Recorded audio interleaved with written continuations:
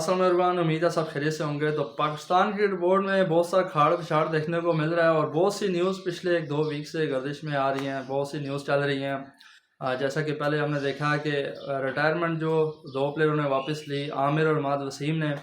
उसके बाद जो कैंप लगाया गया उसमें इन दोनों की शमूलियत और उस्मान खान की इंडक्शन हुई है इस कैंप में, जो काकुल में कैंप लगा है। फिर उसके बाद हम बात करें तो कप्तानी के हवाले से बड़ी बात ही चल रही है। जो कप्तान कौन होगा, शाहीन के बारे में बात हो रही है कि हम उसके साथ ही चलें या रिजवान को बनाएं या बाबर को वापस लाया जाए। उसके बाद हम सिलेक्शन कमेटी की बात करेंगे। सिलेक्शन कमेटी भी नई अनाउंस हुई है। तो पहले हम बात रिटायरमेंट के हवाले से करते हैं कि PSL जब ख़त्म हुआ है तो उसके बाद आप देखते हैं आमिर और इमाद वसीम की मीटिंग्स हुई हैं PCB ऑफिशल्स के साथ, चेयरमैन के साथ। तो उसके बाद रिटायरमेंट वापस दिलवाएगी तो उनको पाकिस्तान टीम के लिए वापस रिकन्सिडर कर रहे हैं कि वर्ल्ड कप जो आने वाला है उसमें इन दोनों को खिलाया जाए। तो बाकी हम बात करते हैं कि अगर ऐसे ही PCB ने यही प्लेयर्स वापस लाने हैं, रिटायर जो हो गए थे, जब टीम को ज़रूरत थी उस टाइम रिटायरमेंट दे दी और उन्होंने स्टिक रहे पिछले 2-3 साल से। देखेंगे क्रिकेट से वो लीग्स में ही खेलते रहे और लीग्स को प्रेफर किया। जैसा कि इमाद वसीम की भी बात करें तो उन्होंने न्यूजीलैंड के टूर में जब उनको खिलाना चाह रहे थे हफीज़ भी, तो उन्होंने टीम को छोड़ते हुए पाकिस्तान की उन्होंने लीग को प्रेफर किया। ऐसे ही आमिर ने भी यही किया कि जब पाकिस्तान टीम को ज़रूरत थी उसी टाइम उन्होंने रिटायरमेंट ली, बयानात दिए कि मेरे साथ ये हो गया वो हो गया, वकार यूनुस या मिसबाह उल हक के अगेंस्ट बयानात दिए, कम्युनिकेशन गैप है या जो भी था उनके दरमियान, बट रिटायरमेंट दे दी उन्होंने। आप उनको वापस ला रहे हैं तो इट मीन्स कि PCB जब इन प्लेयरों को वापस ला रहा है तो आप एज आ बोर्ड आप क्या दूसरे प्लेयरों को जो डोमेस्टिक क्रिकेट में पिछले सालों से खेल रहे हैं उनको आप क्या मैसेज कन्वे कर रहे हैं कि आया जो पिछला सिस्टम जो पिछले 5-6 सालों से चल रहा था वो ठीक नहीं था, उसमें क्वेश्चन मार्क आपने रेस कर दिया है कि आपने एज अ बोर्ड आपने कोई प्लेयर ही नहीं प्रोड्यूस किया कि आपको वापस जो रिटायर्ड प्लेयर थे उनकी तरफ जाना पड़ रहा है। जैसे आमिर और इमाद सिंह को लाए हैं ऐसे ही, और PSL की परफॉर्मेंस को देखा जा रहा है। हालांकि आप देखें आमिर ने बॉलिंग पैचेस में कुछ ठीक की है, ओवरऑल हम PSL की परफॉर्मेंस देखें तो कितने ही मैच उन्होंने जिताए हैं क्वेटा ग्लैडिएटर को, कि आप उनको वापस ले रहे हैं, बहुत ज़्यादा डिफरेंस डाल देंगे वापस आके पाकिस्तान टीम में बॉलिंग में। ऐसे ही इमाद वसीम की हम बात करें तो फिटनेस का भी इशू लग रहा है कि हम वो भी बात करेंगे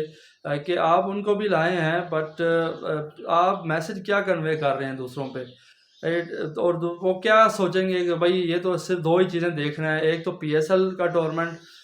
और दूसरा ये है कि आप जब भी दिल करेगा बोर्ड का आप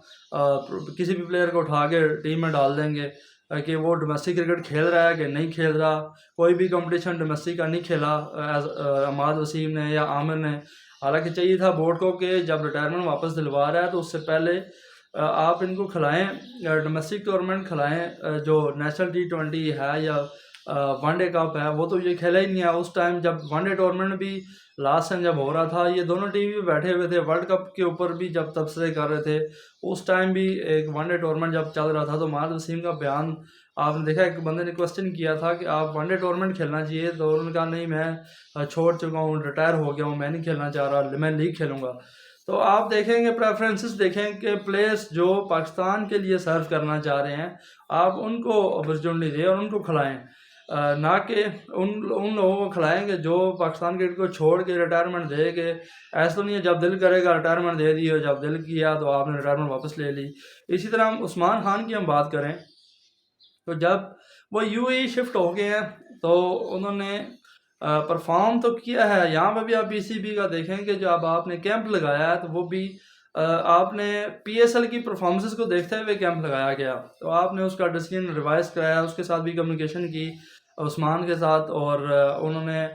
UAE के साथ जो उनका कॉन्ट्रैक्ट चल रहा था जो उसके लिए खेल लेना था, उन्होंने 5-6 माह का टाइम जो रह गया था UAE की तरफ से खेल जाते, बट उनका भी डिसीजन उनके साथ बातचीत करके रिवाइज करवाया, डिसीजन फैमिली के साथ उन्होंने बातचीत की, और ये उनको देखते हैं कि आने वाले वक्त में वो ये जो डिसीजन उनका ये है वो क्या उनका राइट डिसीजन है या क्या उनका रॉन्ग डिसीजन है। ये आगे जाके पता चलेगा कि जब आपको पता है कि पाकिस्तान क्रिकेट में ऐसा ही होता है कि 1-2 मैचेस खिला के नए प्लेयर्स को फिर उसको नेक्स्ट प्लेयर की तरफ चले जाते हैं। अगर परफॉर्म नहीं करता तो अगर मिसाल के तौर पर यहाँ उस्मान खान परफॉर्म नहीं करते तो वहाँ पे उनका क्या वो सोचेंगे कि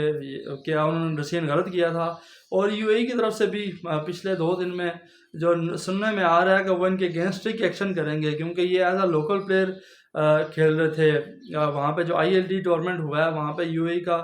लोकल प्लेयर मस्त था प्लेइंग 11 में, तो वो भी खेले। फिर दूसरी लीग्स भी खेली गई इनकी तरफ से। ये भी बहुत सारा क्वेश्चन मार्क है यहाँ पे उस्मान खान का डिसीजन का। तो और ये भी है कि इनकी जगह कहाँ पे बनेगी, क्योंकि आप देखें तो ये नंबर 3 पे खेलते हैं या ओपन करते हैं। तो यहाँ पे तो आगे ही ओपनरों की लड़ाई चल रही है कि कौन ओपन करेगा। बाबर समझते हैं कि वो ओपन करें, रिजवान समझ रहे हैं वो ओपन करें, और साइम भी ओपनर हैं, फिर फ़खर जमान पहले ही 4 पे खेल रहे हैं। तो इनकी जगह कहाँ पे बनेगी, तो देखना तो ये है कि इनको किस प्लेस पे खिलाया जाएगा। अब इनको ले के आए हैं तो क्या अगर जब इनको खिलाया जाता है तो इनको एक पूरा रन दिया जाएगा, एक लंबा चांस दिया जाएगा कि इनको पूरा मौका मिला जाए, पूरी अपॉर्चुनिटी दी जाए और उनके बैटिंग ऑर्डर पे अपॉर्चुनिटी दी जाए ताकि ये परफॉर्म कर सकें। दूसरा हम बात करते हैं कि जो फिटनेस का कैंप लगा हुआ है, वहाँ पे आपने देखा है कि आज़म खान की फ़िटनेस आप देखें कि 2 किलोमीटर का जो फिटनेस टेस्ट हुआ वो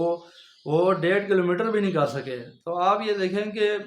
PCB पे फिर बात करें कि आपने फ़िटनेस का जो पिछले 6 साल पहले भी या उससे पहले भी आप देखें जब मिसबा कोच थे, तो वहाँ पे भी आपने फ़िटनेस का एक कल्चर डेवलप किया हुआ था कि फ़िटनेस के अलावा तो हम बात ही नहीं करेंगे, फ़िटनेस जिसकी होगी उसी को रखेंगे। ऐसे ही आपने देखा कि चैम्पियन ट्रॉफी से पहले जो हम जीते थे उस 2017 में, उसमें उमर अकमल जब गए थे तो फिटनेस की वजह से वो भी बाहर हुए, तो फिटनेस की वजह से शर्जील खान भी बाहर हुए। तो यहाँ पे आके आप देखें आज़म खान को आपने एक मोइन खान की वजह से अपॉर्चुनिटी दी हुई है, वो खेले जा रहे हैं, फिटनेस का कोई क्राइटेरिया ही नहीं है उसमें। आप नीचे की क्रिकेट में भी देखें तो डोमेस्टिक क्रिकेट में भी तो फिटनेस का बहुत बड़ा इशू है। आप देखेंगे कि 80% प्लेयर्स तो पूरे प्रॉपर फिट ही नहीं है। ये ऐसे ही किसी के ताल्लुक़ हैं या किसी के साथ दोस्ती यारी है, क्योंकि एक अच्छी अंडरस्टैंडिंग भी बन जाती है, तो उसमें भी बहुत से प्लेयर ऐसे फिट हो जाते हैं जो फिटनेस टेस्ट पास करके आगे चल जाते हैं। तो यहाँ पे भी फिटनेस स्टैंडर्ड जो है यहाँ पे मेंटेन करना पड़ेगा और फिटनेस पे कंप्रोमाइज़ नहीं करना चाहिए एज अ क्रिकेट बोर्ड। तो आज़म खान को भी चाहिए कि फ़िटनेस पे काम करे, वरना तो उनकी तो फिटनेस के वजह से जगह ही नहीं बनती टीम में, क्योंकि इतना आप देखें वेट उनका देखें कहाँ जा रहा है और वो कंसिस्टेंट उसी पे ही खेले जा रहे हैं। तो बाकी हम कप्तानी की बात करें, बहुत सी न्यूज़ मिल रही हैं कि कप्तान कौन होगा, बाबर बन रहे हैं कप्तान या शाहीन अफरीदी बन रहे हैं। तो मेरे पॉइंट ऑफ व्यू से बाबर को ऑफर यहाँ पे हुई है, जो न्यूज़ में भी आ रहा है कि बाबर ही कप्तान बनने जा रहे हैं। बट आई थिंक यहाँ पे बाबर को चाहिए कि इस टाइम आप कप्तानी ना ही लें तो बेहतर है। मेरा अपना पॉइंट ऑफ व्यू है, यहाँ पे बाबर को कप्तानी नहीं लेनी चाहिए, शाहीन को ही करने दें। और पाकिस्तान क्रिकेट बोर्ड को भी चाहिए था कि आप शाहीन के साथ ही जाएं, अब क्योंकि वर्ल्ड कप सर पे है। तो आप अब क्या मैसेज देना चाह रहे हैं कि क्या आवाम क्या सोच के अभी कौन सा कप्तान है। इसी तरह चेयरमैन बार बार चेंज हो जाता है, जो चेयरमैन आता है वो अपना डिसीजन कर देता है। ज़का अशरफ ने जब वर्ल्ड कप के बाद टीम आई उससे पहले ही वर्ल्ड कप के दौरान ही उनके बयान ऐसे आ गए थे कि लग रहा था कि बाबर आजम अपनी कप्तानी से हटेंगे और उनको उठाया गया। इसी तरह शाहीन को लेके आए कप्तान, फिर अब चेयरमैन चेंज हुए हैं तो आप देखें कि मोहसिन नकवी जब आए हैं तो अब बाबर को बनाना चाह रहे हैं कप्तान। और आप सिलेक्शन कमेटी की बात करें, जो अनाउंस हुए वहाब रियाज वो ही हैं बंदे जो सिलेक्शन कमेटी में, जो कि पहले चीफ सेलेक्टर थे और अब देखें कि जब वो चीफ सेलेक्टर थे बाबर आजम कप्तानी से हटे हैं और अब वो एक मेंबर है जो सिलेक्शन कमेटी का जो पूरी टीम एक बनी हुई है उसमें वो फिर भी मौजूद हैं और अब वही बंदे उसमें भी उनकी राय शामिल है कि बाबर कप्तान बने। तो आप देखेंगे स्टैंडर्ड्स जो हैं PCB के डबल स्टैंडर्ड देखने को मिल रहे हैं कि कभी क्या सोचते हैं, कभी कौन सा डिसीजन कर देते हैं, कोई एक ट्रैक पे चलने की नहीं कर रहे जो कि पाकिस्तान क्रिकेट के लिए अच्छी हो। हाथ कोचिंग के वाले से भी बात करें, कोचेस भी आप देखेंगे 2 फाइनल आलमोस्ट हो चुके हैं, जो कि जेसन गिलेस्पी भी नाम सुनने में आ रहा है और दूसरा गैरी क्रिस्टन जो है रेड बॉल में। और ये भी राय आ रही है कि रेड बॉल का डिफरेंट कोच हो और वाइट बॉल का डिफरेंट कोच हो। तो ये आप देखें कि इसमें भी कोई ऐसा कोच आपको लाना चाहिए जो कि रेड और वाइट दोनों में ही आपका एक कोच हो, ना कि आपके पास इतना क्या पैसे हैं कि आप ऊपर इतने लगा रहे हैं पाकिस्तान क्रिकेट के ऊपर के पाकिस्तान टीम के साथ इतना पैसा आप लगा ही रहे हैं, तो आप नीचे डोमेस्टिक क्रिकेट में क्यों नहीं पैसे लगाते, या स्कूल क्रिकेट कराई जाए, या क्लब क्रिकेट अच्छी अरेंज की जाए, या डोमेस्टिक कंपटीशन में अच्छी फैसिलिटीज़ दी जाएँ, एक अच्छा मेयार का जो स्टैंडर्ड होना चाहिए, जो इंटरनेशनल लेवल के साथ मैच तो नहीं हो सकता पर थोड़ा सा उसके 19-20 का फ़र्क ही होना चाहिए। तो वो चीज़ें क्यों नहीं पीसीबी कर रहा कि आपकी नीचे से प्लेयर, जो नीचे का स्ट्रक्चर जो है आपका वो मजबूत हो, ताकि आपको एक अच्छे प्लेयर्स आपको प्रोवाइड हों ऊपर पे, ना कि आप ऊपर कोचिंग आप ऐसे पैसे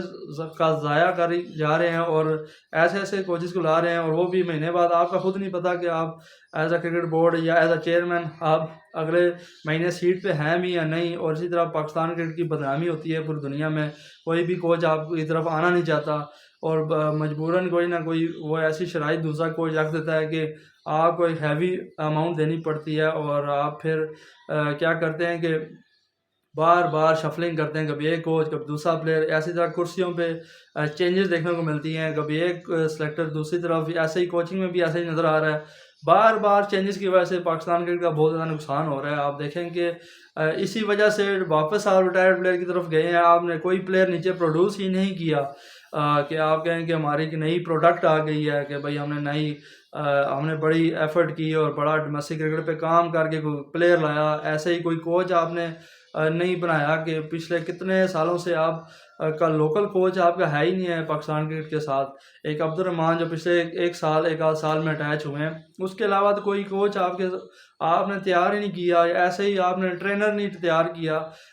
जो आपकी पाकिस्तान टीम के साथ ही चलता रहे, आप गोरों के साथ चल रहे हैं। ऐसे ही डॉक्टर्स आपके ऐसे हैं कि आपका जो फिटनेस का इतना इशू है कि कोई प्लेयर अनफिट होता है तो वो इलाज बाहर करने चला जाता है। तो काफ़ी चीज़ें पाकिस्तान क्रिकेट बोर्ड को देखनी चाहिए कि जो कि आप डोमेस्टिक क्रिकेट पे आप ज़्यादा फोकस करें, और डोमेस्टिक कंपटीशन के जो परफॉर्मर हैं उन पे ध्यान दें, और उसकी ऊपर ही आप टीम बनाएं, ना कि आप एक पीएसएल के ऊपर या पीएसएल में 2-4 परफॉर्मेंसेस के ऊपर आप पाकिस्तान टीम को बनाएं। तो अपना ख्याल रखिएगा। Thank you so much. Allah हाफिज़।